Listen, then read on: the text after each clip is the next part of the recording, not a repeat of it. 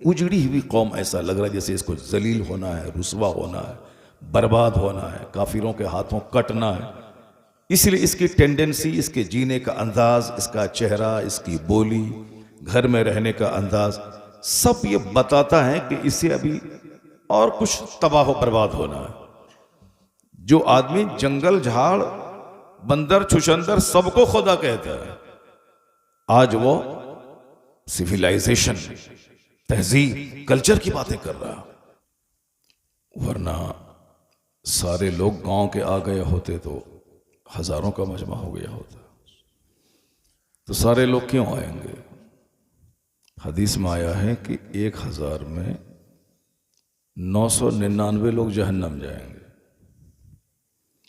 1000 में 999 लोग जहन्नम जाएंगे, एक बंदा जन्नत जाएगा।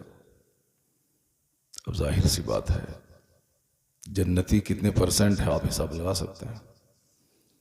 हमेशा सच्चे लोग कम रहते हैं, झूठे ज्यादा है, नमाजी कम है, बेनमाजी ज्यादा है, जन्नत की फिक्र करने वाले लोग कम हैं, जहन्नम की तरफ जाने वाले लोग ज्यादा है।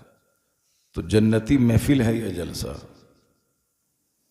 आया है हदीस में कि वह इज़ा मरर तुम बेरियाज़िल जन्ना फरतऊ फीहा, जब तुम जन्नत की क्यारियों से गुजरो तो वहां चर लिया करो।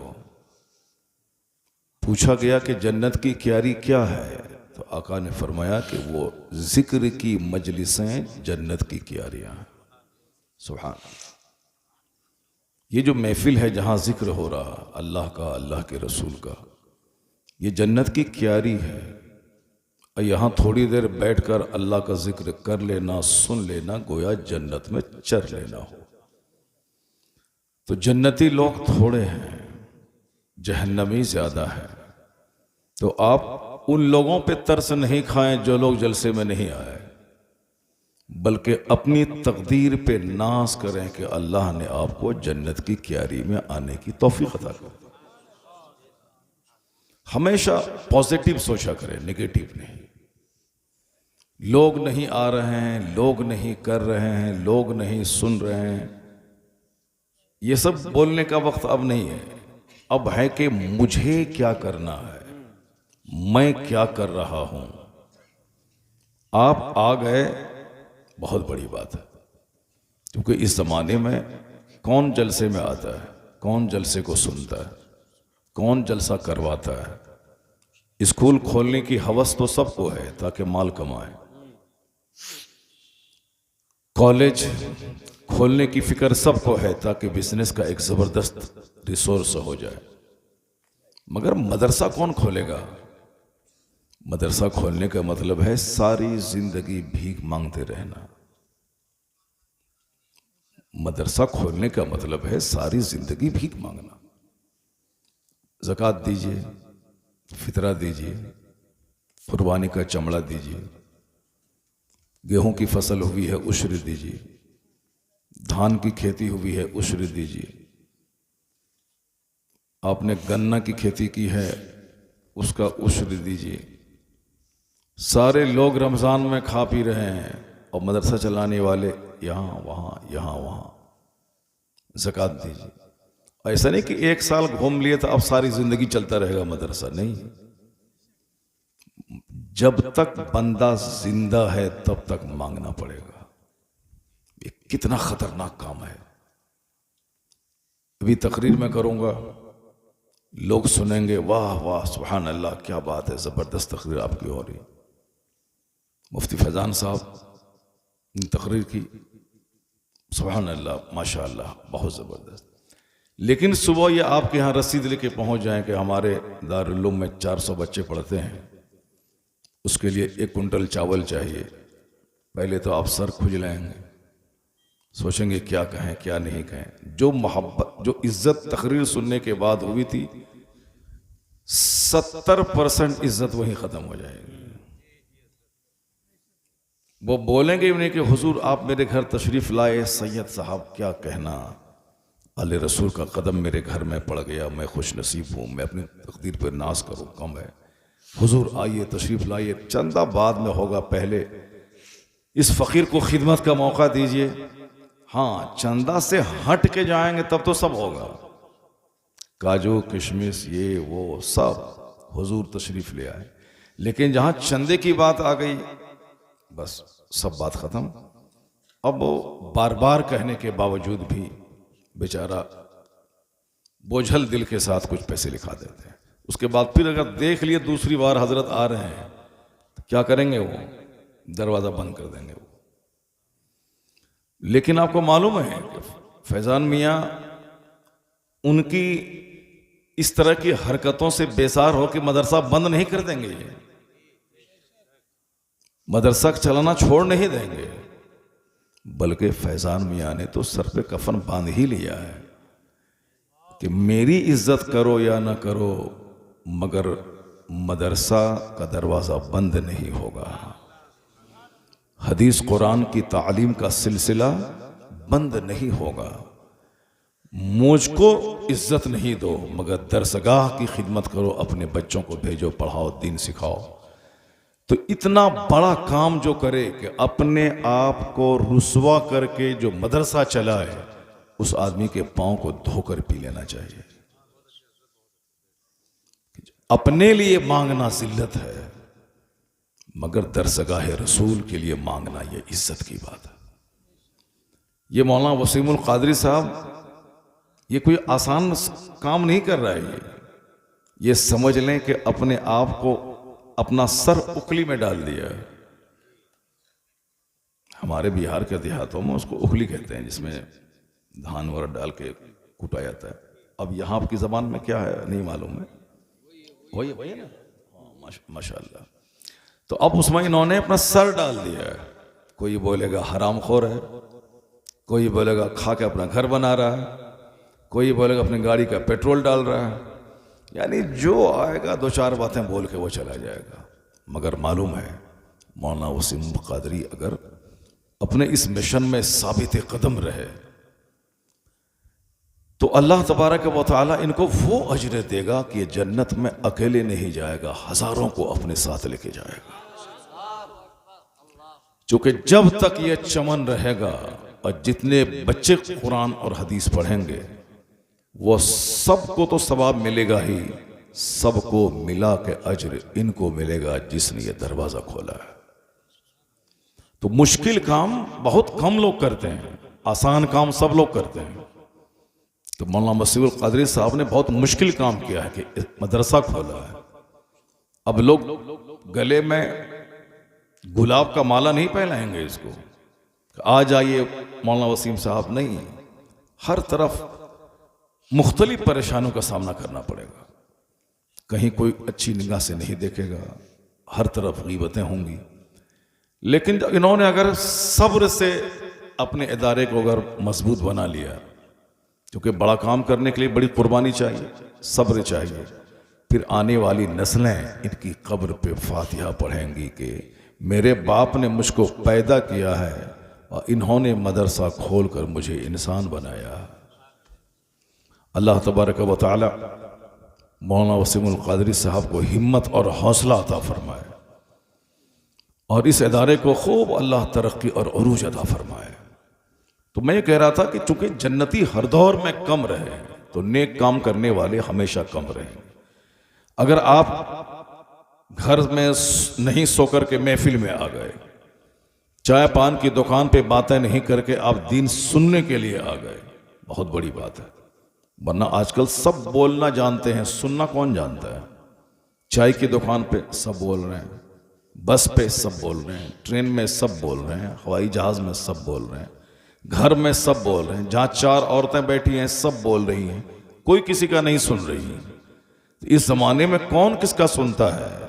लेकिन अगर आप कुरान हदीस सुनने के लिए अगर आप आ गए, समझ लें कि खुद से नहीं आए, अल्लाह की तौफीक आपको मिली है कब आ गए। अल्लाह तबारक व तआला जिस बंदे को दोस्त रखता है, पसंद फरमाता है, उसे नेक काम करने की तौफीक अता कर देता है, नेक लोगों की मोहब्बत उसके दिल में डाल देता है। और जब किसी को देखें कि आलिमों की ग़ीबत कर रहा है, समझ जाएं कि अल्लाह इसको जलील और रुस्वा करना चाहता है। क्योंकि आज से 1000 साल पहले एक बहुत बड़े बुजुर्ग ने कहा था कि चूँ खुदा खाहत के पर्दे कस दरद मैलश अंदर ताने पाका नहद। जब अल्लाह किसी को जलील करना चाहता है तो उसको नेक लोगों के पीछे लगा देता है। नेक लोगों की ग़ीबत करना, उसकी चुगलखोरी करना, उसका ऐब बयान करना, उसके पीछे लगा देता है, क्योंकि अल्लाह उसको जलील करना चाहता है। और जिसको अल्लाह जन्नत देना चाहता है, जिसको अल्लाह हिदायत देना चाहता है, तो आप समझ लें कि वह नेकों की इज्जत करना सीख लेता है, नेकों से दोस्ती करता है, अच्छी महफिलों से दोस्ती करता है। एक हदीस में आया है कि अर रजुलु अला दीन खलीली फल यंजुर अहदुकुम मैं युखालिल। आदमी अपने दोस्त के दीन पर होता है, तो दोस्ती से पहले देख लो कि तुम दोस्ती किससे कर रहे हो। आदमी अपने दोस्त के मजहब पर होता है, दोस्ती करने से पहले वह देख लें कि दोस्ती किससे कर रहा है। अगर दोस्ती चोर से हुई तो समझ लें कि चोर बनना तय है। अगर दोस्ती खेल तमाशा करने वालों से हुई तो समझ लें कि खेल तमाशे में लीन होना तय है। लेकिन अगर दोस्ती किसी मुत्तकी परहेजगार नेक लोगों से हुई तो आप यकीन जाने आज हो या कल, देर या सवेर, नेक बनना उसका तय है। आपकी तवज्जो है मेरी तरफ? मुझे देख रहे हैं आप लोग? नहीं देख रहे हैं? जरा जोर से बोलें सुभान अल्लाह, जोर से बोलें ला इलाहा इल्लल्लाह मुहम्मदुर रसूलुल्लाह सल्लल्लाहु अलैहि वसल्लम। हदीस में आया है कि मन सल्ला अलैहि मर्रतन वाहिदा सल्लल्लाहु अलैहि अशरा मर्रात। आका अलैहिस्सलाम फरमाते हैं कि जिसने मुझ पर एक बार दरूद भेजा, अल्लाह उस पर 10 बार रहमत नाजिल फरमाता। सुभान अल्लाह। अल्लाह उसके 10 गुनाहों को मिटा देता है, अल्लाह उसके 10 दर्जों को बुलंद कर देता है। और एक हदीस में आया है कि जो रोजाना 1000 बार दरूद भेजा, हर्रमल्लाहु जसदहु अलन्नार, अल्लाह उसके जिस्म को जहन्नम की आग पे हराम कर देता है। एक बार मेरे साथ मिलकर सारे लोग दरूद पाक पढ़ें। अल्लाहुम्मा सल्ली अला सय्यदना व मौलाना मुहम्मद मअदनिल जूद वल करम व आलिहि व बारिक व सल्लिम सलातों व सलामन अलैका या रसूल अल्लाह। तकरीर हमारी होगी और सारे लोग गौर से सुने उसको, मजलिस से भागे नहीं। ये जन्नत की क्यारी से कौन भागता है? शैतान भागता है। जन्नत की क्यारी से कौन भागेगा? जो बदनसीब होगा। मस्जिदें आबाद करने की जगह है, उजाड़ने की जगह नहीं। मदरसा आबाद करने की जगह, उजाड़ने की जगह नहीं। ये जलसा आबाद करने की जगह, उजाड़ने की जगह नहीं। जो जलसे को उजाड़ेगा, अल्लाह ताला उसकी जिंदगी के सुकून और चैन को उजाड़ देगा। जो मस्जिदों को उजाड़ेगा, अल्लाह उसकी जिंदगी से बहारों को छीन लेगा। जो मदरसों को उजाड़ेगा, वो सारी जिंदगी सुकून और चैन से महरूम हो जाएगा। ये तो बिल्कुल तय है, क्योंकि आजकल मुसलमानों की खोपड़ी थोड़ी सी उलट गई है। अभी रामदेव जी आते हैं तो 1 लाख हिंदू उसकी बातें सुनते हैं। वो क्या कहते हैं? हाथ ऐसे उठाइए, हाथ ऐसे गिराइए, सुबह सवेरे 4 बजे उठिए, हाथ में लाठी लेके मॉर्निंग वॉक कीजिए, हेल्थ मिलेगा, सेहत मिलेगी। यानी वो सेहत की बातें करते हैं। अब 1 लाख लोग उसकी बातें सुन रहे हैं और हम लोग जन्नत की बात करते हैं, हम लोग अल्लाह की मोहब्बत की बात करते हैं। मगर हमारा कोई नौजवान इधर से भागता है, कोई उधर मोबाइल चलाता है, जैसे कि जिंदगी में कभी मोबाइल को देखा नहीं है। लोग 10-10 लाख रुपए का मोबाइल चलाते हैं, मगर लोग उसको कोई देख नहीं रहा है। और हमारे कुछ बच्चे चोरी का मोबाइल ले लेता है 5000 मल्टीमीडिया, उसको हमेशा हाथ में दिखाता रहता है। जुमा के दिन भी मस्जिद जाता है तो वहां भी मोबाइल लेके जाता है। जहां थोड़ा सा मौका मिला मस्जिद में मोबाइल शुरू कर देता है, जलसे में शुरू कर देता है। यानी एक उजड़ी हुई कौम, ऐसा लग रहा है जैसे इसको जलील होना है, रुसवा होना है, बर्बाद होना है, काफिरों के हाथों कटना है।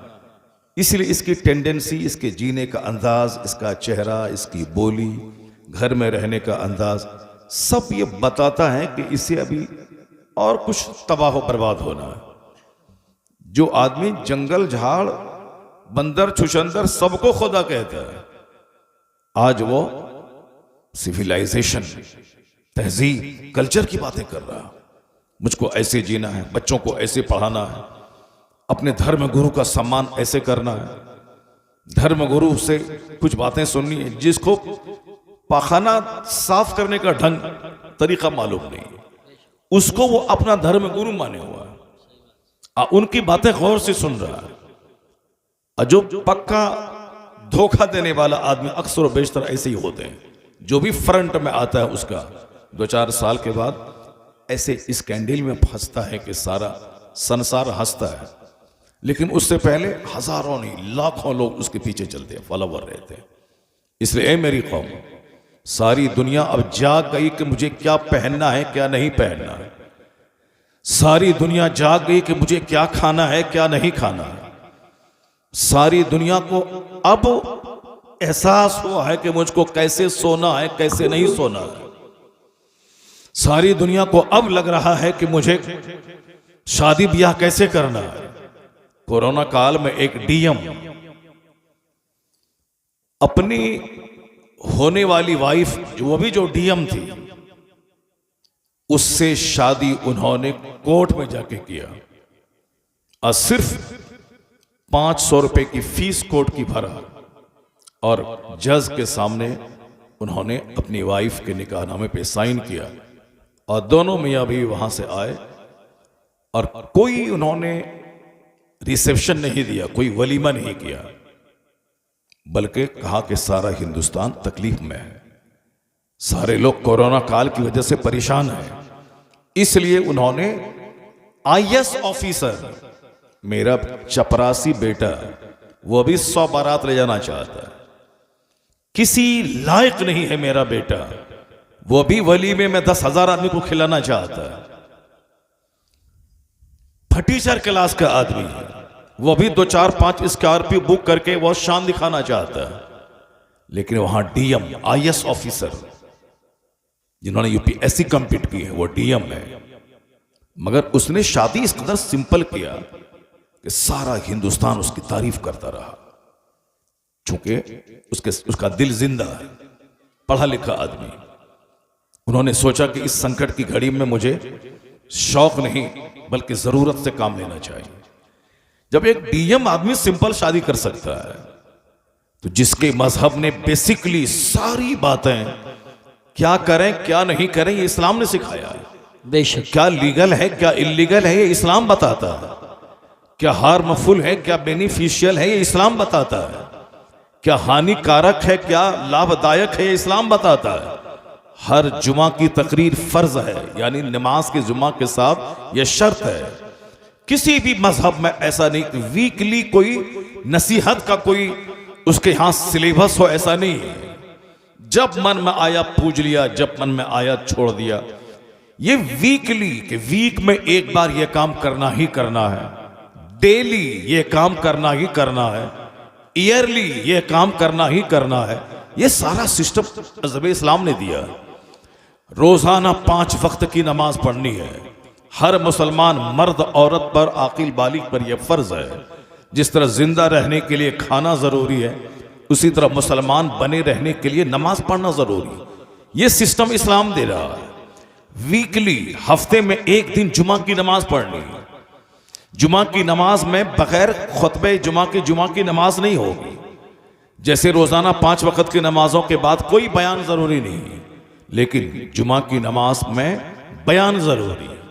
वही खुतबे जुमा जो अरबी में मेंबर पे चढ़ के इमाम साहब कहते हैं, इन्नल्लाह यअमुरु बिल अदल वल एहसान व ईताइ ज़िल कुर्बा व यनहा अनिल फहशाइ वल मुनकर वल बग़य यइज़ुकुम लअल्लकुम तज़क्करून। ये हर खुतबे जुमा में इमाम साहब पढ़ते हैं। इअमल मा शीत कमा तुदीन तुदान, जो तेरे मन में आता है करो, लेकिन जैसा करोगे वैसा अंजाम भुगतने के लिए तैयार रहना।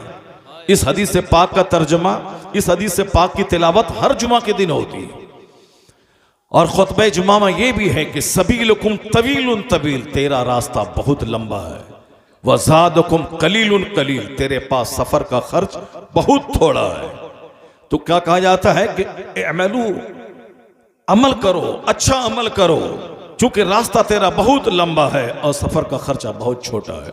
हर जुमा के दिन 1 मिनट का सही खुतबा जुमा ये फर्ज है, शर्त है वो, उसके बगैर जुमा की नमाज नहीं होगी। क्यों? ताकि बंदा कम से कम डेली नहीं तो वीकली अल्लाह का पैगाम सुन ले, रसूल पाक के इरशादात को सुन ले, हमें कैसे जीना है ये सारी बातें वो सुन ले जुमा के में। चूंकि खेत मर जाता है जब बारिश नहीं होती है, उस खेत को दोबारा जिंदा करने के लिए उसमें पानी डाला जाता है, पानी पड़ने के बाद खेत दोबारा जिंदा होता है। यह दिल का खेत दुनियादारों का चेहरा देखने की वजह से मर जाता है, यह दिल बेनमाजी का चेहरा देखने से मर जाता है, यह दिल शराबी, पापी, लुच्चे, लफंगे, गुंडे, चोर, मवाली सबको देखने के बाद यह दिल मर जाता है। जब दिल मर जाता है तो आदमी को अच्छी महफिल अच्छी नहीं लगती, अपने माँ बाप अच्छे नहीं लगते, अपनी बीवी अच्छी नहीं लगती। जब दिल मर जाता है तो उसको सच्चाई से नफरत और झूठ से रग़बत हो जाती है। तो इस मरे हुए दिल को दोबारा जिंदा करने के लिए शरीयत ने इंतजाम किया है कि जुमा में लाजमी तौर पर खुतबा सुना जाए, कुरान पाक की तिलावत सुनी जाए और अल्लाह के रसूल की हदीस सुनी जाए। तो खुतबे जुमा को सुनने के बाद ऐसा होता है जैसे मरा हुआ दिल दोबारा जिंदा हो गया हो। यह नसीहत का पानी हर जुमा के दिन पड़े ताकि मरा हुआ खेत जिंदा हो जाए, उसका दिल जो मर चुका था वो दोबारा जिंदा हो जाए, नेकी की फसल पैदा होने के काबिल हो जाए।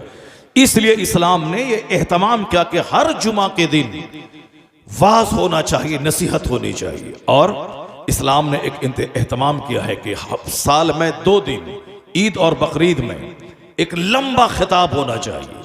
जुमा की तकरीर मुख्तसर इसलिए नमाज से पहले है, ईद और बकरीद की तकरीर लंबी इसलिए नमाज के बाद है, ताकि नमाज के बाद आराम से लोग बैठ जाएं और एक लंबी तकरीर सुने और साल भर तक के लिए रूहानी खुराक वहां से जमा कर लें और उसी रूहानी खुराक की रोशनी में साल भर अपनी जिंदगी गुजारें। तो शरीयत ने इंतजाम किया कि क्या करना है क्या नहीं करना है, ये ईदैन का खुतबा कहता है। कैसे जीना है कैसे नहीं जीना है ये जुमा का खुतबा कहता है। और निकाह की महफिल में डेकोरेशन जरूरी नहीं है। निकाह हम लोगों ने जो अननेसेसरी चीजों को शादी में दाखिल कर लिया है, हल्दी की रस्म, ये रस्म, वो रस्म, ये फालतू रस्म जो गैर मुस्लिमों के यहाँ से, हिंदुओं के यहाँ से मुस्लिम सोसाइटी में सारी रस्में आ गई हैं। हमारे यहाँ सिर्फ इतना है कि निकाह तय हुआ, शादी तय हुई, 2 गवाह सामने रहे और काजी साहब इजाब कबूल करवा दें। रात में निकाह, सुबह में निकाह, शाम में निकाह, जब हो निकाह करें, मस्जिद में निकाह, घर में निकाह। निकाह इस कदर आसान बना दें कि ज़िनाकारी मुश्किल हो जाए, ज़िना चोर दरवाजे से समाज में दाखिल ना हो। लेकिन आज हमने अननेसेसरी इतनी रस्मों को शादी में दाखिल कर लिया है कि अब ज़िना 10 रुपए में हो रहा है, शादी 10 करोड़ में हो रही है, ज़िनाकारी 100 रुपए में हो रही है और शादी 10-10 लाख रुपए में भी नहीं हो रही है। शादी को मैंने महंगा बना दिया, ज़िना सस्ता हो गया। यही वजह है कि पैगंबर आज़म ने शादी को इतना आसान बनाया था कि अपनी बेटी फातिमा ज़हरा की शादी मस्जिद नबवी में पुराने कपड़े में कर दी, ताकि क़यामत तक मेरा गुलाम जब अपनी बेटी की शादी का सवाल आए तो पेचीदगी में नहीं पड़े, कॉम्प्लिकेटेड मैटर नहीं बनाए शादी को कि ये होगा तब शादी होगी, कपड़े खरीदारी होगी तब शादी होगी, इतना पैसा होगा तब शादी होगी। नहीं, जैसे ही लड़का हो या लड़की जवान हो, अब माकूल रिश्ता मिल जाए फौरी शादी करा दे, रात में हो या दिन में हो। उसके लिए बहुत बड़ी महफिल के आयोजन की जरूरत नहीं है, सिर्फ 2 गवाह रहें निकाह हो जाए। इतना सिंपल इस्लाम ने निकाह को बनाया था। और खुतबे में निकाह में खुतबा पढ़ा जाए, यह खुतबा निकाह सुन्नत है। और उस खुतबे निकाह में अल्लाह के रसूल ने 3 कुरान पाक की आयात खौफ की तिलावत की। अगर आप शादी ब्याह में जाते हैं और इमाम साहब, काजी साहब निकाह पढ़ाते हैं तो आप गौर करें कि खुतबे निकाह में क्या बोलता है। चूंकि हम लोगों की नजर उस पर रहती नहीं है, नजर रहती है खाने पे, पीने पे, घूमने पे, फिरने पे। इस निकाह की महफिल मुख्तसर सी हो गई, इमाम साहब थोड़ा सा मिन किया, साइन करवाया, बस खेल खत्म। जबकि निकाह की महफिल पे जोर देना चाहिए कि जितने रिश्तेदार आए हैं सब वहां बैठे हैं और इमाम साहब ने जो खुतबा पढ़ा उस खुतबे को सुने गौर से, उस खुतबे में क्या कहा गया है। और जो काजी साहब हैं वो उस अरबी खुतबे का तर्जमा उर्दू में बताएं कि इस खुतबे निकाह में क्या कहा गया। या अय्युहन्नासु तक़ू रब्बकुमुल्लज़ी खलक़कुम मिन नफ्सिन वाहिदा खलक़ मिनहा ज़ौजहा व बस्स मिनहुमा रिजालन कसीरन व निसाअ वत्तक़ुल्लाहल्लज़ी तसाअलून बिही वल अरहाम इन्नल्लाह काना अलैकुम रक़ीबा। इस आयत करीमा में क्या कहा? ऐ लोगो, अल्लाह से डरो जिसने तुम्हें एक जान से पैदा किया, आदम अलैहिस्सलाम से, जिसका जोड़ा उसी में से बनाया, फिर उसमें से ढेर सारे लोगों को अल्लाह ने पैदा, मर्द औरत सबको अल्लाह ने पैदा किया एक आदम अलैहिस्सलाम की जात से। ऐ लोगों, उस अल्लाह से डरो जो जमीन का खालिक है, जो आसमान का खालिक है, जो तुम्हारे बाप आदम का खालिक है, जिससे ये लाखों करोड़ों इंसानों को फैला दिया। सब उसी एक आदम की औलाद है।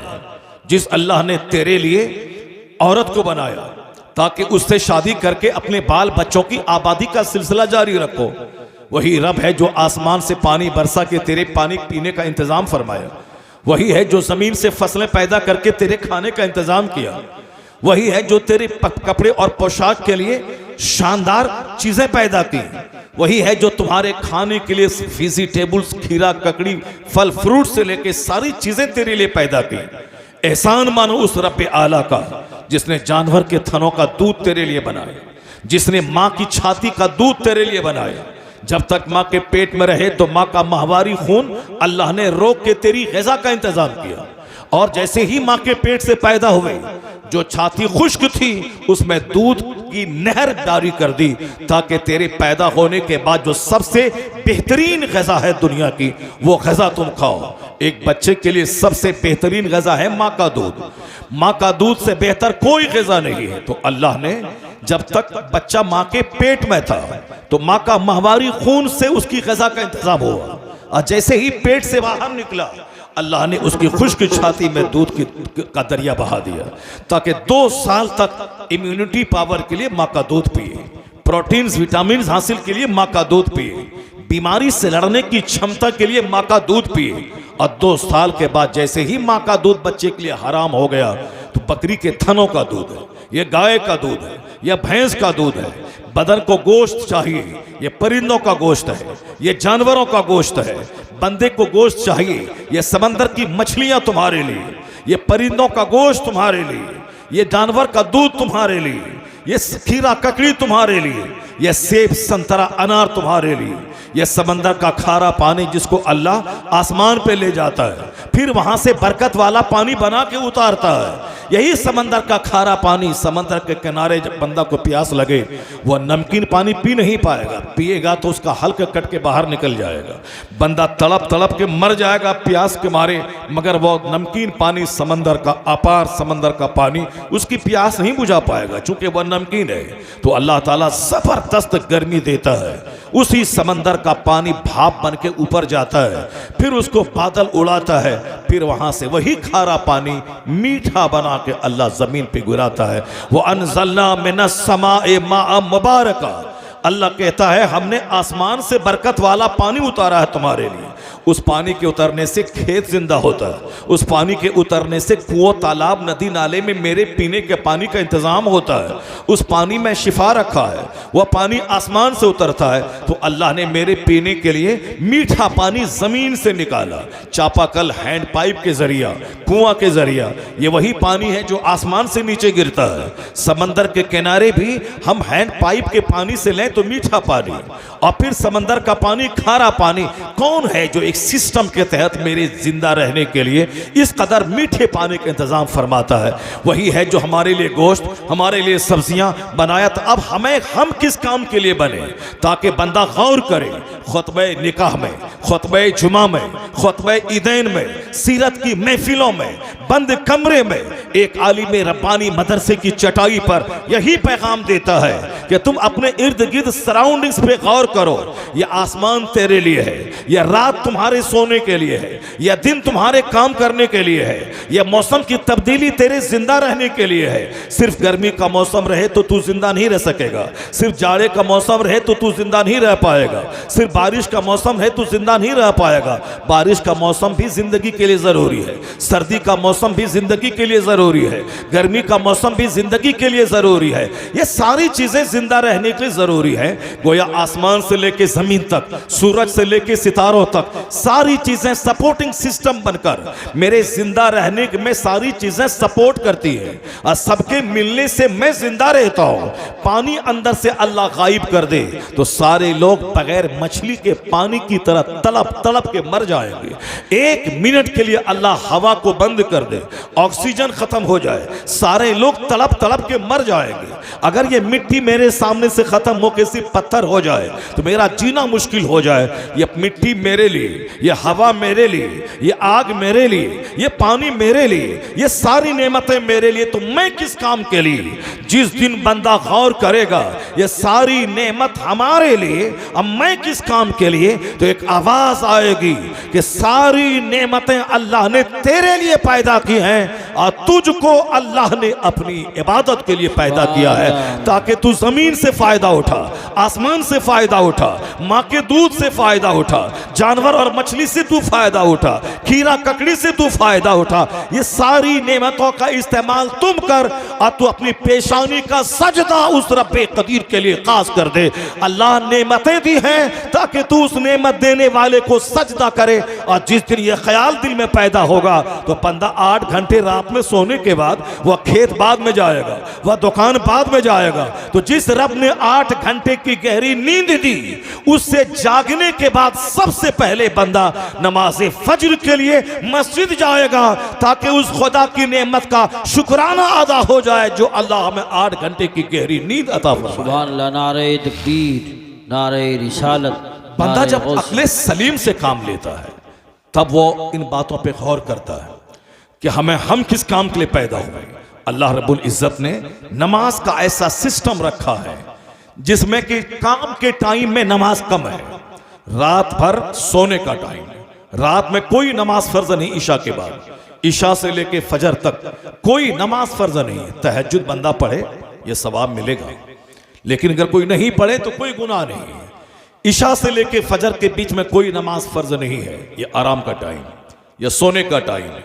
हाँ, अल्लाह के मखसूस बंदे तहज्जुद पढ़ें, ये हाई क्वालिटी की बात है, लेकिन वह फर्ज नहीं है। पढ़ लें, ऑप्शनल नेकी है, बहुत बड़ी नेकी है। तहज्जुद की नमाज से चेहरा चमकता है, तहज्जुद की नमाज पढ़ने से आदमी कब्र में रोशनी का सबब बनती है। यह नमाज, तहज्जुद की नमाज पढ़ने से सेहत मिलती है, रोजी में बरकतें होती हैं, घर में अमन चैन सुकून रहता है। लेकिन ये फर्ज नहीं है, फर्ज है ईशा की नमाज, फर्ज है फज्र की नमाज। इस बीच में मुकम्मल 8 से लेकर 10 घंटे तक बंदा आराम करे, सोए। तो अब जब सोने के बाद जगे तो क्या पढ़े? हुजूर कहते हैं ये दुआ पढ़ो, अल्हम्दुलिल्लाहिल्लज़ी अहयाना बादा मा अमातना व इलैहि नुशूर। तमाम तारीफ उस रब्बे आला के लिए जिसने हमें मौत के बाद दोबारा जिंदगी अता कर दी। यानी नींद मौत असगर का नाम है, अल्लाह ने दोबारा मुझको जिंदा कर दिया। ये दुआ पढ़ें कि अल्लाह ने हमें मरने के बाद दोबारा जिंदा कर दिया। बंदा फौरी मस्जिद की तरफ वो जाएगा और सर्व सुजूद हो जाएगा। इस नेमत का शुक्राना है कि अल्लाह ने रात बनाई। पिछले दिन जो मैंने काम किया था सारी थकावट हमारी दूर हो गई। अब मैं नया काम करने के लिए रिफ्रेश हो चुका हूँ, तरोताज़ा हो चुका हूँ। अब फजर की नमाज के बाद कोई नमाज फर्ज नहीं है, इशराक है, बहुत फजीलत है। एक हज एक उम्रा का सवाब मिलेगा अगर बंदा फजर की नमाज पढ़ के मस्जिद में रहे। सूरज के निकलने के 20 मिनट के बाद वहाँ 2 रकात नमाज पढ़ के मस्जिद से बाहर निकले, ऐसा है जैसे एक हज और एक उम्रा का सवाब मिल गया। लेकिन ये फर्ज वाजिब नहीं है। बहुत फजीलत है, सवाब है, मगर फर्ज नहीं है। फर्ज है फज्र की 2 रकात नमाज, उसके बाद ज़ोहर तक कोई नमाज फर्ज नहीं है, ताकि बंदा मुकम्मल तौर पर 8 घंटे खेत में फैल जाए, फैक्ट्री में जाए, ये कारखाने में जाए, ये कारोबार करे, ये दुकान में बैठ जाए, ये बिजनेस करे, ये खेती बाड़ी करे, या फैक्ट्री में जाए, या स्कूल जाए, ये मदरसा जाए, यानी मुकम्मल तौर पर 8 से लेकर 10 घंटे तक अल्लाह ने फ्री टाइम दिया है खेत में जाने का, खलियान में जाने का, फैक्ट्री जाने का, स्कूल कॉलेज जाने का, ताकि बंदा खूब कमाए, खुद खाए, दूसरों को खिलाए, खुद खाए, माँ बाप की खिदमत करे, खुद खाए, अपने छोटे छोटे बाल बच्चों को पाले, खुद खाए, अपने पड़ोस के गरीबों, माजूरों, मिस्किनों का ख्याल रखे, वह खुद खाए, दूसरों को खिलाए, यानी वह काम चोर बन के नहीं रहे। काम चोर दूसरों के सामने हाथ फैलाता है, काम चोर भिखारी होता है, काम चोर भीख मांगता है, इज्जत नफ्स को का ख्याल नहीं रखता है। इस्लाम कहता है कि तुम कमाओ, जमीन में फैल जाओ, खूब कमाओ। 1 करोड़ रुपए रहेंगे तब न 2.5 लाख तू ज़कात निकालेगा, तब न तेरे पड़ोस के 50-100 लोग खाना खाएंगे। 100 करोड़ तेरे पास रहेंगे तब न 2.5 करोड़ तू ज़कात में निकालेगा। 2.5 करोड़ रुपए में कितने गरीबों के चूल्हे में आग सुलगेगी जब तू साहिब निसाब रहेगा। नारे रिसालत, जब नारे गौसियत, मसलके आला हजरत, फैज़ान आला हजरत, उलमाए अहले सुन्नत, जश्न दस्तारबंदी। माशाअल्लाह माशाअल्लाह माशाअल्लाह माशाअल्लाह। मैं कह रहा था कि जब आपके पास 100 करोड़ रुपए रहेंगे तब ना आप 2.5 करोड़ ज़कात में निकालेंगे। जब आपके पास 1 लाख रुपए होंगे तब ना 2,500 रुपये आप ज़कात में निकालेंगे। साहिब निसाब रहेंगे तब ना आप फितरा निकालेंगे, साहिब निसाब रहेंगे तब ना आप कुर्बानी करेंगे। इसलिए इस्लाम इस बात पे जोर देता है कि आपकी दुनिया भी अच्छी रहे, आपकी आखिरत भी अच्छी रहे, यानी दुनिया में खूब मेहनत से कमाओ, खुद खाओ, दूसरों को खिलाओ, अपने माँ बाप की खिदमत करो। इसलिए फजर से लेकर ज़ोहर तक कोई नमाज फर्ज नहीं। ये वक्त है कमाने का, ये वक्त है मेहनत करने का, ये वक्त अपने बूढ़े माँ बाप के इलाज करने के लिए पैसा कमाने का, अपनी बीवी को रानी बना के घर में रखने का, उनके नानो नफका का तुम्हारे जिम्मे है, वलीमा तुम्हारे जिम्मे है, मेहर की रकम तुम्हारे जिम्मे है। अल्लाह ने जो सिस्टम इबादतों का बनाया है ऐसा लाजवाब सिस्टम है कि यूरोप का दानिश्वर कहता है कि I can not find any other man in history like Muhammad. मैं पूरे मानव इतिहास में मुस्तफ़ा का जवाब नहीं पाता हूँ। मुस्तफ़ा लाजवाब, उनके उसूल लाजवाब, उनका ज़ाब्ता लाजवाब, उनका सारा सिस्टम लाजवाब, उनका सारा रेगुलेशन लाजवाब, उनकी तालीमात लाजवाब। वो कहते इस्लाम के पैगंबर ने कहा है जब तुम बाहर से घर आओ तो अपने घर वालों के लिए तोहफा लाओ, और तोहफा अपने पड़ोस के बच्चों के लिए भी लाओ। अगर पड़ोस के बच्चों के लायक तोहफा न रहे तो अपने घर के बच्चों के लिए तोहफा लाके उसको मना कर दो कि तोहफा लेके घर से बाहर नहीं जाए, वरना पड़ोस के बच्चों का दिल टूट जाएगा अगर उस तोहफे को नहीं देखेगा। वह कहते हैं how loftiness is the morality of the holy prophet. इस्लाम के पैगंबर का अखलाक कितना बुलंद है जो पड़ोस के बच्चों का भी दिल नहीं तोड़ना चाहता है। यूरोप का दानिश्वर, कोई दिन ऐसा नहीं गुजरता कि अमेरिका यूरोप का एक इंजीनियर कलमा पढ़ के मोमिन ना होता हो। कोई दिन नहीं गुजरता जिस दिन चाइना जापान का कोई वैज्ञानिक कलमा पढ़ के मोमिन ना होता हो। कोई दिन नहीं गुजरता ये खतरनाक प्रोपेगेंडे के बावजूद, ये खतरनाक इस्लाम के खिलाफ प्रचार और प्रसार के बावजूद सारे लोग, सारी मीडिया जुड़ी है इस्लाम के खिलाफ, इस्लाम के कवानीन के खिलाफ, अजान के खिलाफ, नमाज के खिलाफ। मगर मालूम है दूसरा रुख यह है कि कोई दिन ऐसा नहीं गुजरता जिस दिन अमेरिका का इंजीनियर कलमा ना पढ़ता हो, यूरोप का दानिश्वर कलमा ना पढ़ता हो, चाइना जापान का पढ़ा लिखा कलमा ना पढ़ता हो, हिंदुस्तान का कोई दानिश्वर कलमा पढ़ के मुस्तफ़ा का गुलाम ना बनता हो। इसलिए बुजुर्गों ने कहा है कि तालीम को बाज होने दे, मदरसे को बढ़ने दे, स्कूल कॉलेज को फैलने दे, साइंस को जवान होने दे। जैसे जैसे साइंस जवान होती जाएगी मुस्तफ़ा के गुलामों की तादाद में इजाफा होता चला जाएगा, मुस्तफ़ा के गुलामों की तादाद में इजाफा होता जाएगा। क्योंकि हुजूर का हर ज़ाब्ता लाजवाब है, हर कानून लाजवाब है। नमाज का कोई जवाब नहीं है, ज़कात व खैरात का कोई जवाब नहीं है, फितरे का कोई जवाब नहीं है, चर्म कुर्बानी का कोई जवाब नहीं है, हज एक इंटरनेशनल प्लेटफॉर्म इस्लाम देता है, उसका कोई जवाब नहीं है। शर्त है कि सिर्फ मुसलमान उसकी इफादियत पे गौर करे, उसकी यूटिलिटीज पे गौर करे, इसके महत्व पे गौर करे। एक मुसलमान का बच्चा कोई बेनमाजी नहीं रहेगा, क्योंकि ये अभी गौर नहीं कर रहा, ये जान नहीं रहा है। हजरत इब्राहिम बिन अदहम के पास शफीक बल्खी आए, कहा हुजूर मैं रोजी की तलाश में घर से बाहर जा रहा हूँ, 1 साल के बाद लौट के आऊंगा। कहा ठीक है शफीक जाओ, रोजी की तलाश करना ये बहुत बड़ी नेमत है। अल कासिबो हबीबुल्लाह, हदीस माया है कि रोजी तलब करने वाला, हाथ से रोजी कमाने वाला अल्लाह का दोस्त है। यानी जो हलाल रोजी तलाश करता अपने हाथ से, चाहे टेलरिंग करता हो, चाहे मैकेनिकल काम करता हो, चाहे टाइल्स लगाता हो, चाहे खेती बाड़ी करता हो, चाहे ईंट ढोता हो, हाथ से हलाल रोजी कमाने वाला अल कासिबो हबीबुल्लाह अल्लाह का दोस्त है। शफीक बल्खी निकले, चले गए, कमाने की खातिर गए हैं। एक मंजिल पर ठहरे और वहां उन्होंने एक अजीब सा नजारा देखा और वापस वो आ गए। इब्राहिम बिन अदहम से मुलाकात हुई, कहा तुम तो कहा था कि मैं साल भर के बाद लौट के आऊंगा और तुम चंद ही दिन के बाद वापस आ गए। कहा हुजूर एक वाकया ने मुझको लौटा दिया। कहा कौन सा वाकया? कहा मैं एक जगह ठहरा था, देखा कि एक परिंदा अपाहिज है, उनके दोनों पांव नहीं है, उनके दोनों हाथ नहीं है, लेकिन बिल्कुल मोटा ताज़ा परिंदा है। तो मैं सोचने लगा इसकी रोजी का इंतजाम कैसे होता है। दुनिया के सारे लोग रोजी की फिक्र में हैं, अपने वतन से बेवतन होते हैं, और ये परिंदा अपाहिज माजूर उड़ने के लायक नहीं है, आखिर ये खाता पीता कैसे है। तो मैंने थोड़ी देर के बाद देखा कि एक परिंदा उड़ता हुआ आया, वह चोंच में घास लेके आया, चारा लेके आया, उस अपाहिज परिंदे के पास बैठ गया, उसके मुंह में चारा डाला। तो मैं सोचने लगा ये अपाहिज परिंदे को अल्लाह रोजी कैसे देता है, दूसरे परिंदे के जरिए इसकी रोजी का इंतजाम फरमाता है। जब अल्लाह जानवर परिंदे को रोजी देता है तो मुझे भी रोजी देगा। तो अब मैं वतन से बाहर नहीं जाऊंगा, अपने वतन में रहूंगा, अल्लाह ताला मुझको रोजी देगा। जनाब शफीक बल्खी वहां से वापस आ गए। इब्राहिम बिन अदहम से मुलाकात हुई, कहा शफीक वापस आ गए? कहा हुजूर मैंने रास्ते में एक वाकया देखा, इस वाकये ने मुझको अंदर से झंझोड़ दिया कि जब अल्लाह रोजी देने वाला है तो फिर वतन से बेवतन क्यों हो जाऊं, वतन में रोजी देगा। जो अल्लाह अपाहिज परिंदे को नहीं भूलता है वह मुझको कैसे भूलेगा, इसलिए मैं वापस आ गया। इब्राहिम बिन अदहम ने क्या कहा जरा गौर से सुनिए। इब्राहिम बिन अदहम कहते ए शफीक तुमने उस परिंदे को तो देखा जो माजूर परिंदा है, वह परिंदे को देखा और तुम समझ गया कि रोजी का इंतजाम अल्लाह करेगा, हमको देगा, लेकिन तुम उस परिंदे को क्यों नहीं देखा जो परिंदा खुद खाता है और अपने मुंह में चारा ला के अपाहिज को देता है? तुम उससे क्यों नहीं सबक हासिल किया?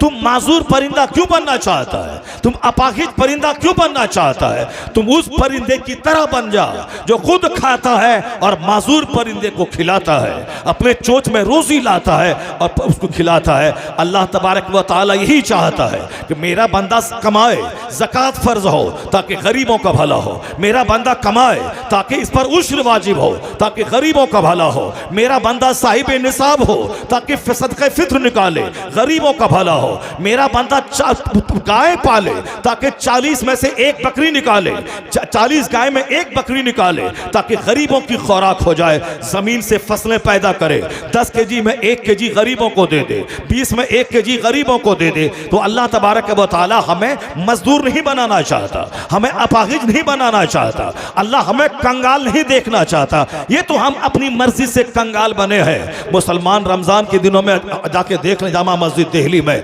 ऊपर से लेके नीचे तक सारी सीढ़ियां भीख मंगों से भरी हुई है, हर शहर में हर गली कूचा भीख मांगने वालों से भरी है।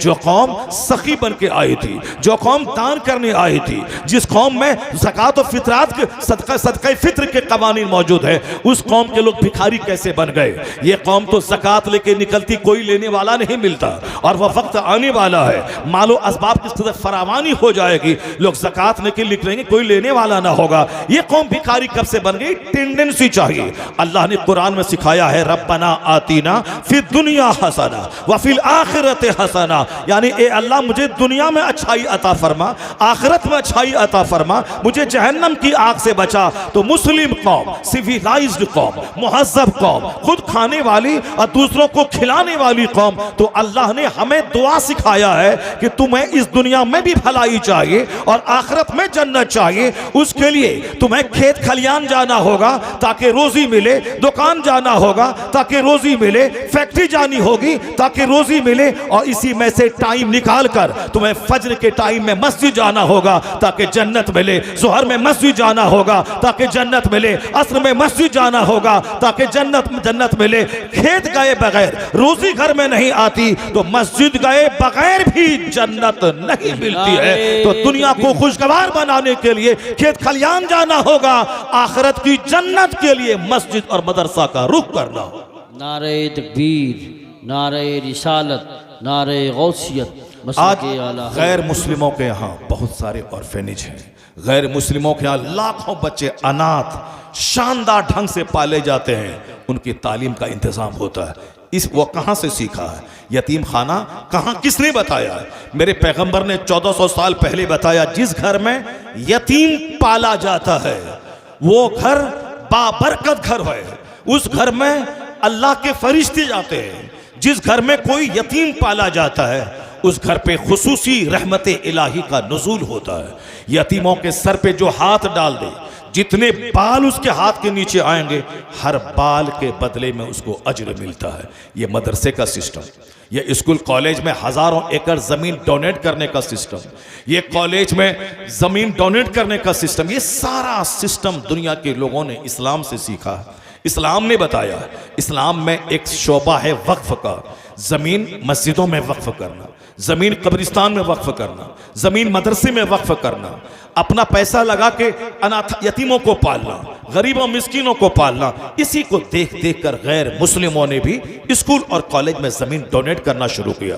परसों देखा एक शख्स बोल रहा था कि आज हिंदुस्तान में रेलवे और आर्मी के बाद सबसे ज्यादा जमीन वक्फ की जमीन है, लेकिन मुसलमानों को उससे क्या फायदा होता है? यानी वह भी वही बोली बोल रहा है जो दूसरे लोग बोलते हैं। इससे आम मुसलमान को क्या फायदा है?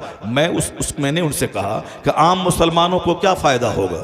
जमीन जिसने वक्फ किया है, हमारे पास जमीन 100 बीघा है, हमने 10 बीघा जमीन मस्जिद में दे दिया, इसलिए नहीं दिया कि गांव का सारे गरीब उसमें पलेंगे। हमने जमीन इसलिए दिया है ताकि इस जमीन की आमदनी से मस्जिद के अखराजात चलेंगे, इमाम की तनख्वाह होगी, मुअज्जिन की तनख्वाह होगी, मस्जिद की चूना गर्दानी होगी, मस्जिद की मरम्मत होगी। तो हमने 10 बीघा जमीन मस्जिद के लिए दिया है, ना कि आम मुसलमानों के खाने के लिए दिया है। हमारे बाप दादाओं ने 50 बीघा जमीन कब्रिस्तान के लिए दिया है, तो कब्रिस्तान में मुर्दा दफन होगा। ये जो हिंदुस्तान में करोड़ों मुसलमान जो दफन है कब्रिस्तान में, ये जमीन कोई एक आदमी खरीद के नहीं देता, नहीं दिया, खरीद के जमीन ली गई है, मगर अक्सर लोगों ने जमीन वक्फ किया है। ईदगाह की जमीन अक्सर मालदार मुसलमान पहले के वक्फ करते थे। मस्जिदों में 90% मस्जिदों में की जमीन मुसलमान वक्फ करते थे, मस्जिदों मदरसे में वक्फ करते थे। दिल्ली में एक मदरसा था जिसमें कई हजार बच्चे पढ़ते थे, उसमें जमीन वक्फ की गई थी, उस जमीन की आमदनी से मदरसा चलता था। मदरसा नज़ामिया बगदाद में, उसमें वहां के बादशाह वक्त ने 10, 20, 50 गांव और पूरी जमीन उस मदरसे के लिए उन्होंने डोनेट कर दिया था। अब उस जमीन की आमदनी से मदरसा चलेगा। ये जो वक्फ का सिस्टम है, ये आज का नया नहीं बल्कि पुराना सिस्टम है। इसी से मस्जिद का सिस्टम, मदरसे का निज़ाम, कब्रिस्तान का निज़ाम और ईदगाह का निज़ाम।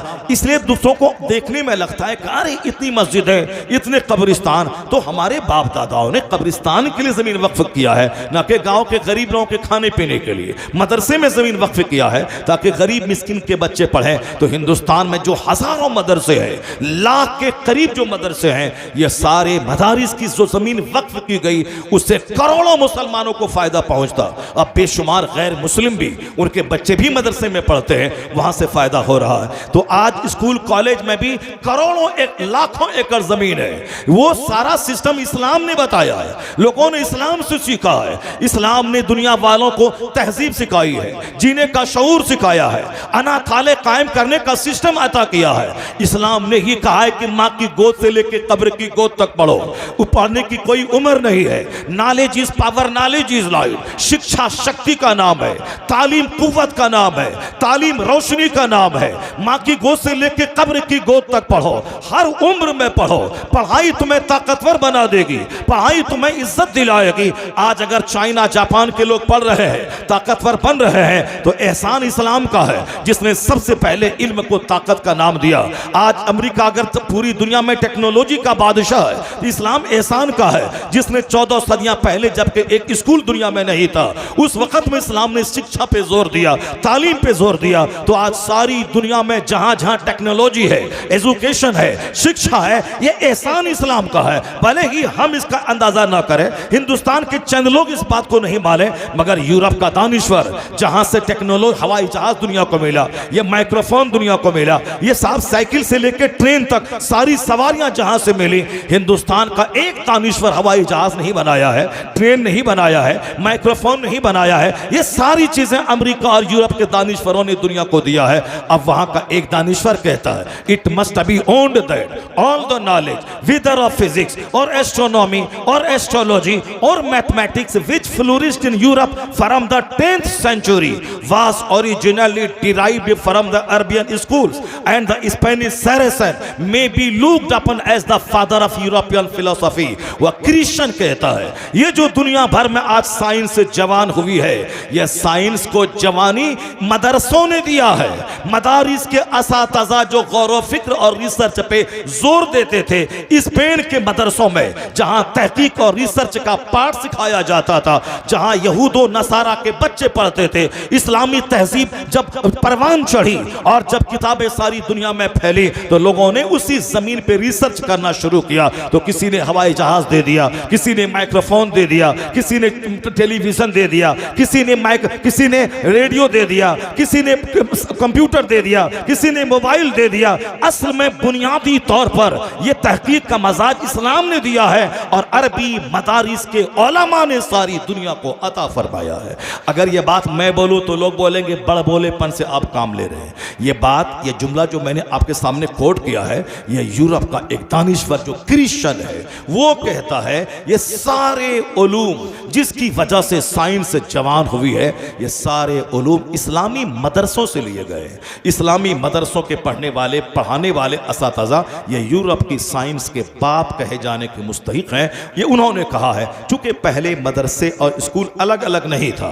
ताजमहल का इंजीनियर मदरसे का पढ़ा हुआ, हवाई और जामा मस्जिद दिल्ली बनाने वाला इंजीनियर इसी मदरसे का पढ़ा हुआ, लाल किला कुतुब मीनार का इंजीनियर इसी मदरसे का पढ़ा हुआ। चूंकि हम लोगों ने मदरसों को आज गरीबों के बच्चे के पढ़ने की जगह समझ लिया, और अंग्रेजों ने जब इंडिया में कब्जा किया, उन्होंने मुसलमानों की ताकत को तोड़ने के लिए स्कूल कॉलेज का सिस्टम अलग कर दिया, मदरसे का सिस्टम अलग कर दिया, ताकि धार्मिक शिक्षा मदरसे में हासिल करें, ताकि जो लोग मदरसे में पढ़ें वो अपाहिज हो जाए, वो अंग्रेजी ना जाने, वह साइंस ना जाने, वह फिजिक्स केमिस्ट्री ना जाने, वह सोशल स्टडीज ना जाने, मदरसे में सिर्फ वह धर्म सीखता रहे और कंगाल बन के रहे। और स्कूल कॉलेज में पढ़ने वाला वह कुरान नहीं जाने, वह हदीस नहीं सीखे, वह मॉडर्न एजुकेशन के चक्कर में रोजी रोटी की तलाश में वो रहे, वह भूल जाए रोजा, वह भूल जाए नमाज। यानी मदरसे के लोगों को भी माशी तौर पर कमजोर कर दिया जाए, और स्कूल कॉलेज में जो मुसलमान के बच्चे पढ़ें उसको मजहबी तौर पर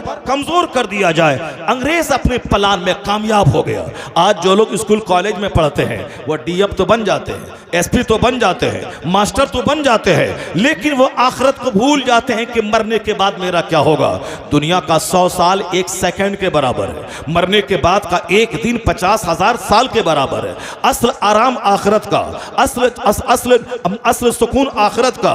ये दुनिया का 100 साल तो एक कतरा पानी की मानिंद है, और आखिरत जहां सदा रहना है वो तो समंदर की मानिंद है। इसलिए दुनिया में खुशहाल रहने के लिए 10% मेहनत की जरूरत है, और जन्नत जाने के लिए 90% मेहनत की जरूरत है। क्योंकि दुनिया में 100 साल के अंदर ही दुनिया छोड़ के जाना है, और जहां जाना है वहां कभी नहीं छूटना है। आखिरत सदा की आखिरत है, वहां मौत को ज़बह कर दी जाएगी। जहां सदा रहना है, आग है तो आग है, जन्नत का बाग है तो बाग है। इसलिए मुसलमानों को 99% वहां के बाग पे गौर करना होगा, आखिरत की भलाई के बारे में सोचना होगा। जहां सदा रहना है उसकी फिक्र करनी होगी। ये सारी फिक्रें अंग्रेजों ने हमारे दिमाग से निकाल दिया। अब हम रोजी रोटी की फिक्र में लग गए। बच्चा इंजीनियर बनेगा, कमाएगा खाएगा, डॉक्टर बनेगा, कमाएगा खाएगा, मास्टर बनेगा, कमाएगा खाएगा। इसलिए आज कौम मुस्लिम को चाहिए कि इंजीनियर बना के बच्चों को कुफ्र की तरफ ना धकेल दे, डॉक्टर बना के बच्चों को कुफ्र की तरफ ना धकेल दे, मास्टर बना के बच्चों को कुफ्र की तरफ ना धकेल दे। आज मुसलमानों की लाखों बेटियां जो गैर मुस्लिमों के साथ भाग रही हैं, उसमें फैक्टर यही कर रहा है कि हमने उसको इंजीनियर बनाया, मुसलमान नहीं बनाया, हमने उसको डॉक्टर बनाया, कुरान नहीं सिखाया, हमने दुनिया में अच्छा घर बनाने, खाने पीने, मकान खरीदने, जमीन खरीदने और गाड़ी खरीदने का हुनर बताया, मगर मरने के बाद जन्नत जाने का रास्ता नहीं दिखलाया, उनकी गुट्टी में इस्लाम नहीं पिलाया। जिस दिन उनकी गुट्टी में इस्लाम पिला देते और हुजूर से सच्ची मोहब्बत पैदा हो जाती तो दुनिया की कोई बहार उसके ईमान को लूट नहीं पाती, वो सारी जिंदगी कुंवारा रह जाता, मगर इस्लाम का सौदा नहीं करता। अगर यहाँ अपने आप को हम ख्वाहिशात से बचाए, गुनाहों से बचाए, तो अल्लाह जन्नत में 70 हूरें अता फरमाएगा, हजारों नौकर हूरों खिलवान अता फरमाएंगे, सोने चांदी की ईंट से बना हुआ मकान अता करेगा। जिस तरह आसमान हक है, जमीन हक है, सूरज और चांद सच है, उसी तरह मरने के बाद कब्र का अजाब हक है, कब्र का सवाल जवाब सच है, पुलसरात सच है। यानी ये आखिरत का सारा पाठ जो कुरान हदीस में है, जो मदारिस में पढ़ाए जाते हैं, वो सारा पाठ स्कूल कॉलेज के बच्चों को गुट्टी में पिलाना होगा, वरना बच्चे मेरे हाथ से निकल जाएंगे, बच्चियां मेरे हाथ से निकल जाएंगी। इस कदर मुस्तफ़ा की मोहब्बत, आखिरत की मोहब्बत, अल्लाह की मोहब्बत इस कदर दिल में डाल दिया जाए ताकि कोई आदमी हराम का करोड़ों रुपया उसको देना चाहे, यह कहते हलाल का 1 रुपया हमारे लिए हराम के करोड़ों रुपए से बेहतर है। अगर कोई हसीन और जमील खातून उसके ईमान के लूटने की शर्त पे उसके निकाह में आना चाहे या उनके चेहरे पे थूक के कहे मैं सारी जिंदगी कुंवारी रह जाऊंगी या कुंवारा रह जाऊंगा मगर इस्लाम का सौदा नहीं करूंगा, ये जबरदस्त बात वही बोलेगा जो फिजिक्स पढ़ेगा 5 घंटे और 1 घंटे कुरान पढ़ेगा, ताकि फिजिक्स पढ़ेगा तो दुनिया मिलेगी, कुरान पढ़ेगा तो ईमान बचेगा, जन्नत मिलेगी। आज जरूरत इस बात की है कि एक ऐसा वसी सिस्टम को दोबारा वापस लाया जाए ताकि हमारे बच्चे का दीन भी बचे, ईमान बचे और हमारे बच्चों की दुनिया भी खुशहाल हो। ये बताइए कि जिसका दीन ईमान लूट गया वो दुनिया में सोने का भी घर बना ले, कितने दिन तक वो रहेगा? 70, 80, 90 साल के बाद तो कोई जिंदा नहीं रहता, सबों को तो मर के उसी कब्र में सड़ने के लिए उस दुनिया में हिसाब देने के लिए चले जाना है। तो दुनिया की चंद दिन की खुशहाली के लिए ईमान लुटा के, नमाज लुटा के, रोजा लुटा के, हज और ज़कात लुटा के ये कामयाबी नहीं। कामयाबी वो है कि बाल बच्चों को पाले अपना ईमान बचा के, घर मकान बनाए अपना ईमान बचा के, गाड़ी खरीदे अपना दीन बचा के, वो अपनी जमीन खरीदे दीन बचा के। तो दीन बचेगा कैसे? मदीने की उस खातून से पूछिए जो मैदान उहद में उनका शौहर शहीद हो गया, उनके 4 जवान बेटे शहीद हो गए, लेकिन जब खबर फैली कि इस्लाम के पैगंबर को शहीद कर दिया गया, वो दीवाना वार अपने घर से बाहर निकली, लोगों से पूछने लगी ये बताओ मुस्तफ़ा कैसे है? कहा तेरे शौहर का इंतकाल हो गया। कहा इन्ना लिल्लाहि व इन्ना इलैहि राजिऊन। बताओ मुस्तफ़ा कैसे है? कहा तेरा बड़ा बेटा शहीद हो गया। कहा इन्ना लिल्लाहि व इन्ना इलैहि राजिऊन। बताओ मुस्तफ़ा कैसे हैं? किसी ने कहा तुम्हारे 4 बेटे शहीद हो गए। कहा इन्ना लिल्लाहि व इन्ना इलैहि राजिऊन। बताओ मुस्तफ़ा कैसे हैं? जब कहा गया हुजूर सही सालिम है, उनकी शहादत की खबर झूठी है, वो औरत को उस वक्त तक यकीन नहीं आया जब अपनी निगाहों से मुस्तफ़ा को देख नहीं लिया। जब मैदान उहद पहुंचकर जब हुजूर का दीदार करती है, तब वो अपने प्रैक्टिकल से दुनिया वालों को बता देती है कि शौहर से ज्यादा प्यार मुस्तफ़ा से, औलाद से ज्यादा प्यार मुस्तफ़ा से, सारे संसार से ज्यादा प्यार मुस्तफ़ा से। जब हुजूर को देख लिया तो कहती हैं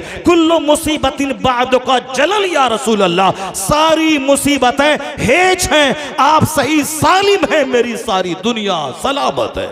यह है औलाद से ज्यादा मोहब्बत मुस्तफ़ा से और शौहर से ज्यादा मोहब्बत मुस्तफ़ा से, चूंकि मुस्तफ़ा ही जाने ईमान है, वही असल ईमान है। होते कहाँ खलीलो बिना काबो मिना लौलाक वाले साहिबी, यह सब तुम्हारे घर की है। हमें रमज़ान कहाँ से मिलता, हमें ईमान कहाँ से मिलता, हमें काबा कहाँ से मिलता, हमें मदीना कहाँ से मिलता? ये सारी बहारें मुस्तफ़ा जाने रहमत के कदमों की बरकतों से मिली है। इसलिए हुजूर से मोहब्बत जब होगी तो आदमी कड़ाके की सर्दी को नहीं देखेगा, गर्मी को नहीं देखेगा, वो हमेशा हुजूर के फरमान पे अमल करेगा। आज ज़रूरत है कि सबसे ज़्यादा इसी टॉपिक पे बात किया जाए।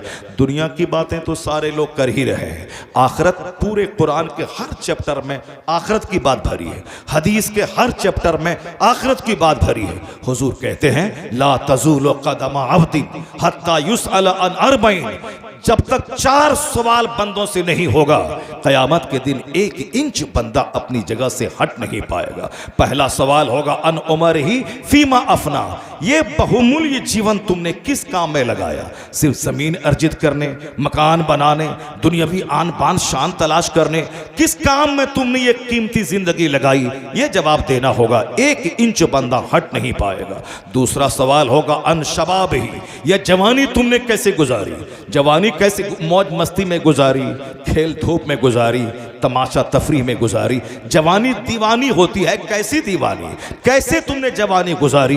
बचपन तो खेल तमाशा, बुढ़ापे तो 1 दर्जन बीमारी, क्रीम पीरियड है वो जवानी का, तुमने जवानी कैसे गुजारी? तीसरा सवाल होगा अम्माल ही मिन ऐना इक्तसबहु व फीमा वज़अहु, about your wealth, from where you earn this, in which ways you spend this, माल कहां से कमाया? जुआ खेल के कमाया, सट्टा से कमाया, लाठी का टिकट बेच के कमाया, दूसरों की जमीन हड़प के कमाया, कैसे कमाया? जब तक बंदा जवाब नहीं देगा 1 इंच अपनी जगह से हट नहीं पाएगा। यह दुनिया के 100 साल 1 सेकंड है, पानी का 1 कतरा। इसलिए हमेशा नजर उस पर रहे कि हमें क़यामत में कैसे हिसाब देना है और कहां खर्चा किया, यह भी हिसाब देना है। कहां खर्च तुमने, सिर्फ माल बनाने, सिर्फ घर बनाने, शादी ब्याह में पानी की तरह बहाने कि पैसा मेरा था मैं जैसे चाहूं खर्च करूं? पैसा तुम्हारा नहीं है, करोड़ों लोग भिखारी हैं। अल्लाह ने तुम्हें पैसा दिया है, इसका मतलब है अल्लाह ने बड़ी जिम्मेदारी तुझको दे दी है। ज्यादा माल है, ज्यादा हिसाब होगा। हज फर्ज हुआ था 25 साल पहले, तुमने 25 साल बाद हज तुमने क्यों किया? ज़कात फर्ज हुई थी 1 करोड़,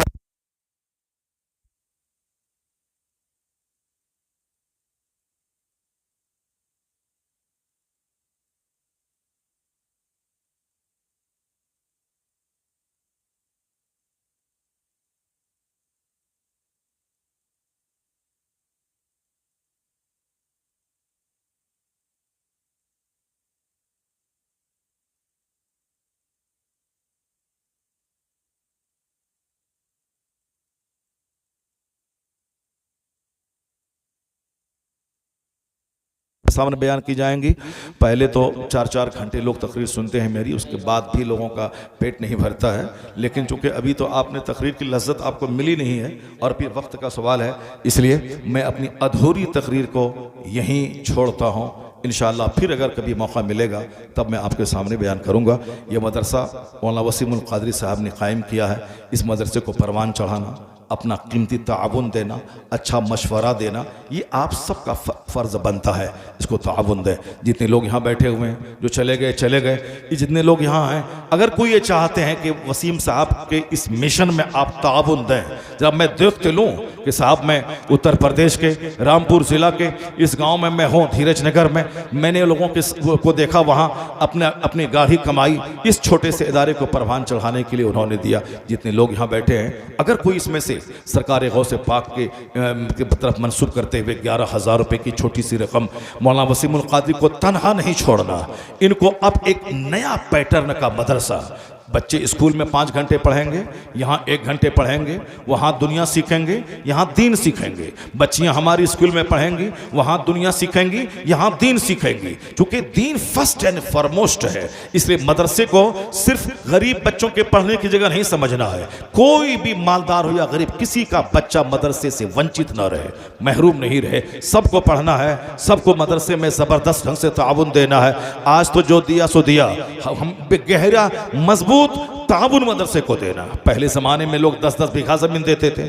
आपको अल्लाह ताला जब से कमाई बरकत दे, 10,000 दे दें, 11,000 दे दें, बच्चों को खाना देते हैं, बच्चों को कपड़ा देते हैं। कोशिश करें आज 100 बच्चे रहें, हॉस्टल कायम हो जाए, आज आला तालीम हो जाए। ऐसा होगा तो आप मर जाएंगे, आपकी नस्लें आपके लिए मग़फ़िरत की दुआ करेंगी। मदरसे की बदौलत गांव पे खुसूसी रहमतें नाजिल होंगी।